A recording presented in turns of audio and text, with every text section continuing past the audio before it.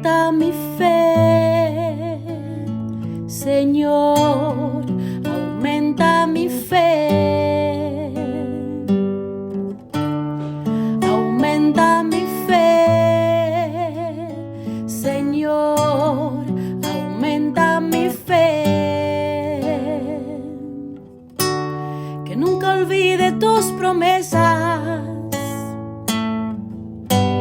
que nunca olvide tus palabras,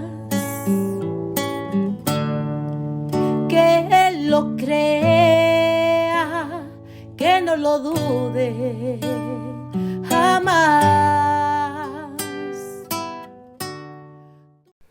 Saludos en este glorioso día y bendiciones a los hermanos y hermanas que me escuchan, que están sedientos de la palabra de Dios. Les envía un saludo su hermano Américo Tejada, de la parroquia San Simón Estac San José, que está localizada en el Bronx y pertenece a la Arquidiócesis de Nueva York. Hoy estaremos estudiando el Evangelio según San Juan, capítulo 1, versículos 36 al 38. Si te gusta este segmento, compártelo con otros. Vamos a comenzar este segmento con una oración y lo hacemos en el nombre del Padre, del Hijo y del Espíritu Santo. Señor, que todo lo que hagamos este día inicie con tu bendición y termine con tu ayuda. Que todo lo que digamos este día sea motivado por tu amor e inspirado por tu gracia. Que nuestras obras de este día reciban tu inspiración y perduren en tu paz. Todas estas cosas, Padre Celestial, te las pedimos en el dulce y poderoso nombre de tu Hijo Jesús, que vive y reina en unión del Espíritu Santo, quien es Dios, por los siglos de los siglos. Amén. Agradeciendo la participación de la hermana Evelyn Morán y su ministerio de música. Y la palabra se lee en el nombre del Padre, del Hijo y del Espíritu Santo. Dice, fijándose en Jesús que pasaba, dice, he ahí el Cordero de Dios. Los dos discípulos lo oyeron hablar así y siguieron a Jesús. Jesús se volvió y, al ver que lo seguían, les dice, ¿qué buscan? Ellos le respondieron, Rabí, que quiere decir maestro, ¿dónde vives? El versículo 36 dice, fijándose en Jesús que pasaba, dice, he ahí el Cordero de Dios. Hermanos, Juan el Bautista pone su mirada en el Señor Jesús que pasa. Y a la mirada sigue el testimonio. Para ser testigo es preciso primero ver. El testimonio de Juan el Bautista es igual al del día anterior. Jesús es el Cordero de Dios. Jesús es el Maestro. Jesús es el Mesías. Jesús es el Hijo de Dios, el Rey de Israel, el misterioso Hijo del Hombre, en quien el cielo y la tierra se encuentran. Jesús emprende su camino que va del otro lado del río Jordán a la ciudad de Jerusalén. Es su camino de revelación. La verdad se hace camino para conducirnos a la vida. Solo el Bautista, el creyente de la espera, está en capacidad de verla y señalarla a los demás. La suya es la función perenne de Israel, depositario de la promesa y de su cumplimiento. En la carne del hebreo, Jesús de Nazaret. Nosotros los creyentes nos insertamos en una historia que siempre nos precede. El presente es fruto del pasado. Cortar las raíces es perder lo que se es. Hermanos, Juan el Bautista dice este verso está en presente, con lo que se quiere denotar que su testimonio es siempre actual. En griego existe el verbo lego, del que proviene la palabra logos, que significa palabra, que originalmente significa ligar, significa recoger, significa poner juntos y unir. La palabra, en efecto, conecta al hombre con la realidad y vincula a los hombres entre sí. Pero también nuestro verbo decir y hablar son significativos. El primero proviene quizá de la raíz deiko, que significa mostrar, significa manifestar, mientras que el segundo viene de parabayó, del que también proviene la palabra o parábola, que significa traer, significa poner, lanzar adelante.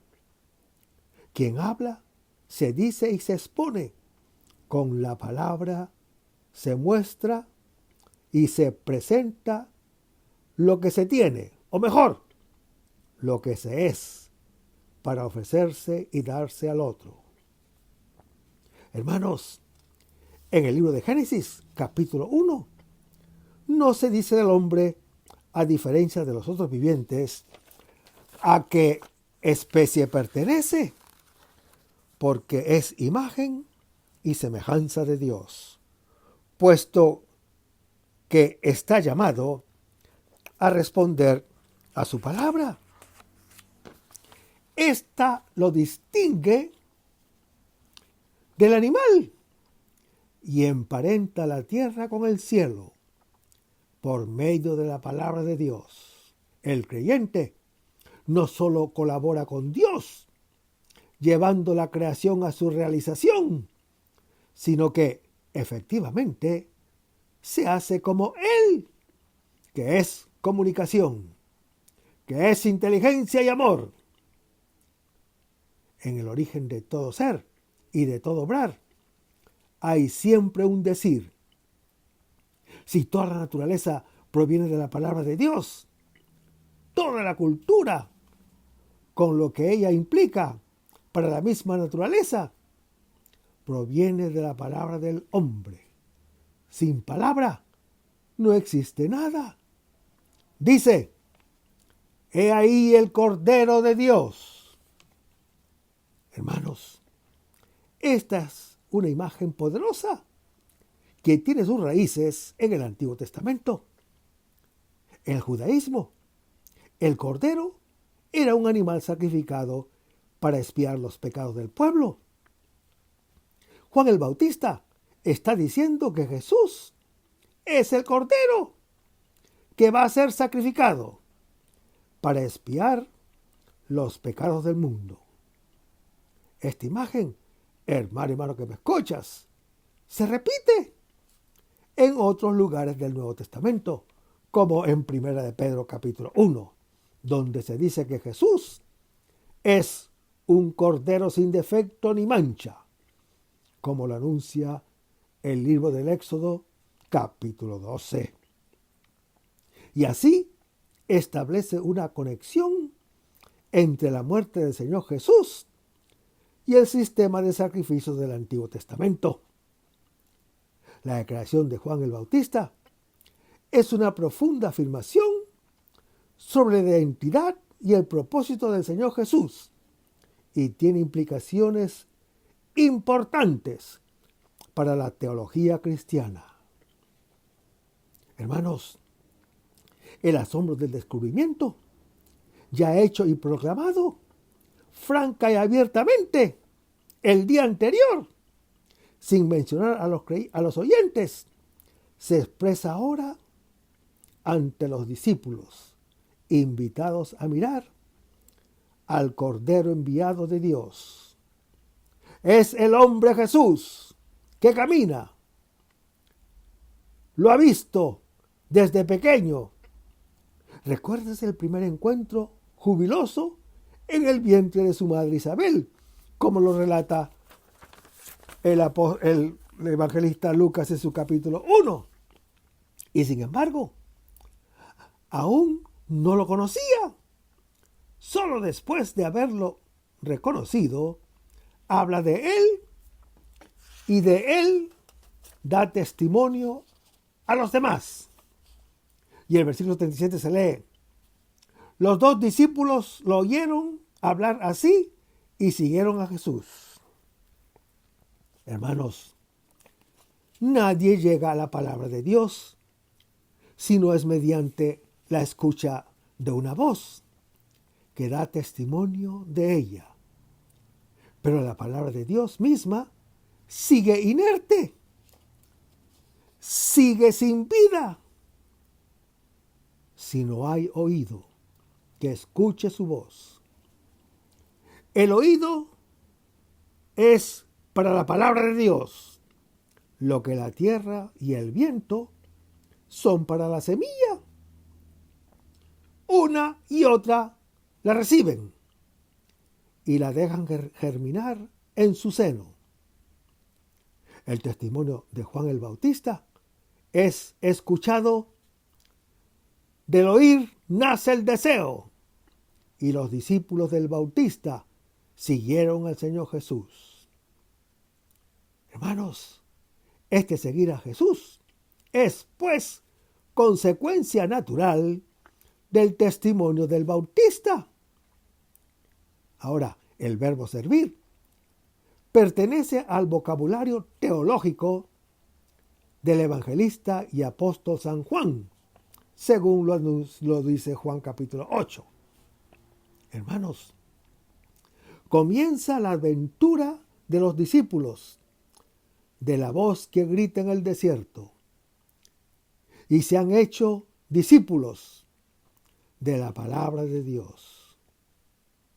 Seguir a Jesús, hacer su mismo camino de hijo de Dios, constituye la síntesis de toda experiencia cristiana, porque es Jesús a quien se sigue y se ama.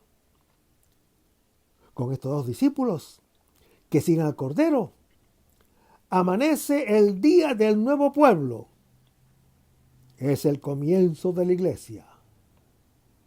El cristianismo no es un conjunto de bellas teorías o imperativos morales, sino la realidad de una persona. Es el hombre Jesús quien le sigue. No camina en las tinieblas, sino que tiene la luz de la vida, según lo anuncia Juan, capítulo 8. Hermanos, el maestro es, para el discípulo, el modelo que está llamado a imitar. Lo sigue, lo acosa y persigue hasta alcanzarlo y, posiblemente, superarlo. Imitación y emulación, rivalidad y competencia son los propulsores de la historia. Vayamos a las Escrituras. He observado también que todo empeño y toda habilidad puestos en el trabajo no son más que envidia del uno hacia el otro, como lo anuncia el libro de Eclesiastés en su capítulo 4. Pero la envidia es un combustible altamente inflamable. Es la puerta desentrada de la muerte, como lo anuncia Sabiduría en su capítulo 2. Hermanos, el Señor Jesús nos ofrece otro principio de acción. Imitarlo a Él, el Hijo de Dios que ama a todos con el mismo amor del Padre Celestial, sin entrar en conflicto con nadie. Si en el primer caso la imitación es principio de división y de muerte, en el segundo es principio de comunión y de vida. El versículo 38 se lee: Jesús se volvió y al ver que lo seguían les dice: ¿qué buscan? Ellos le respondieron: Rabí, que quiere decir maestro, ¿dónde vives? Hermanos, el Señor Jesús, a su vez, fija su vista en los dos discípulos que lo siguen. Se teje luego una conversación rápida, llena de simplicidad, pero cargada de significado. 4 verbos: buscar, morar, venir y ver. Son susceptibles de un sentido a 2 niveles, uno llano y otro profundo. Forman parte de todo el diálogo. La palabra buscar encierra el afán por encontrar algo o a alguien de cuyo hallazgo se seguirá. Una satisfacción plena o el éxito de una empresa, según lo anuncia Juan capítulo 4. La palabra morar no solo se dice de habitar y vivir, sino sobre todo de permanecer en unión íntima y estrecha. Por ejemplo, el que come mi carne y bebe mi sangre, en mí mora y yo en él. Nos lo dice el Señor Jesús en Juan capítulo 6. Y por otra parte dice: si permanecéis en mi palabra, verdaderamente sois mis discípulos. Lo dice en Juan capítulo 8. Y dice: el Padre que mora en mí hace sus obras. Lo dice en Juan capítulo 14. Hermanos, el Señor Jesús se vuelve a todo aquel que lo sigue y le dirige la palabra. Él no puede no decirse ni manifestarse por cuanto es la palabra de Dios, que existe en cuanto es dicha, pero tiene que encontrar quien la escuche. A nuestra iniciativa de buscarlo, Jesús se vuelve. No ha venido a otra cosa, sino a hacerse buscar y encontrar. Dice el Señor Jesús: ¿qué buscan? Hermanos, por primera vez Jesús abre su boca y el lector lo escucha. Su primera palabra es una pregunta que espera una respuesta. La palabra de Dios suscita palabra. Su pregunta es: ¿qué buscan? El Señor Jesús se dirige a nosotros los creyentes, no con afirmaciones o mandatos, sino con una interrogante que cada uno debe plantearse. ¿Qué es lo que yo realmente busco en mi vida? Hermanos, el hombre es por naturaleza pregunta. Su búsqueda y apertura al infinito siempre desea más. Sueña con su felicidad y con la plenitud de su vida, pero se siente limitado y carente. Le falta siempre otro, o mejor dicho, le falta Dios, sin el cual no es Él mismo. Por eso busca algo que aún no posee, pero que su corazón anhela desde siempre. En el huerto de los olivos de Getsemaní, el Señor Jesús preguntará a sus enemigos que vienen a capturarlo: ¿a quién buscan? En Juan capítulo 18. En el huerto de Pascua preguntará a María Magdalena: ¿a quién buscas? En Juan capítulo 20. Seguimos leyendo el versículo. Dice, Rabí, ¿dónde vives? Hermanos, el hombre busca la casa de la palabra de Dios. Esa palabra que es luz de su vida. Y solo allí encuentra su propia casa. En cualquier otro sitio, el hombre se siente extraño a sí mismo y a todos. El puesto del creyente es Dios, ante el cual es lo que es, su imagen y semejanza. Vamos a despedirnos con este segmento con una oración y lo hacemos en el nombre del Padre, del Hijo y del Espíritu Santo. Señor Jesús, ayúdanos a conservar el fervor espiritual, la dulce y confortable alegría de evangelizar, incluso cuando hay que sembrar entre lágrimas, como Juan el Bautista, como lo hicieron los apóstoles Pedro y Pablo y los otros apóstoles, y también esa gran multitud de evangelizadores que se han sucedido a lo largo de la historia de la Iglesia Católica, con un ímpetu interior que nada ni nadie sea capaz de extinguir. Señor Jesús, que es esta la mayor alegría de nuestras vidas entregadas al Evangelio. Y ojalá que el mundo actual pueda así recibir la buena nueva de tu Evangelio, porque tenemos la tarea de anunciar el reino de Dios y de implantar tu iglesia en este mundo que todavía no te conocen. Todas estas cosas, Padre Celestial, te las pedimos en el luz y poderoso nombre de tu Hijo Jesús, que vive y reina en unión del Espíritu Santo, quien es Dios, por los siglos de los siglos. Amén. Hasta el próximo segmento. Que el Señor nos bendiga.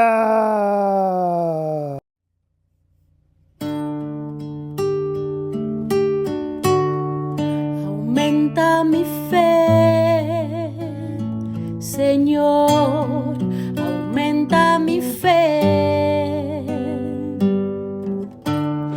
Aumenta mi fe, Señor, aumenta mi fe.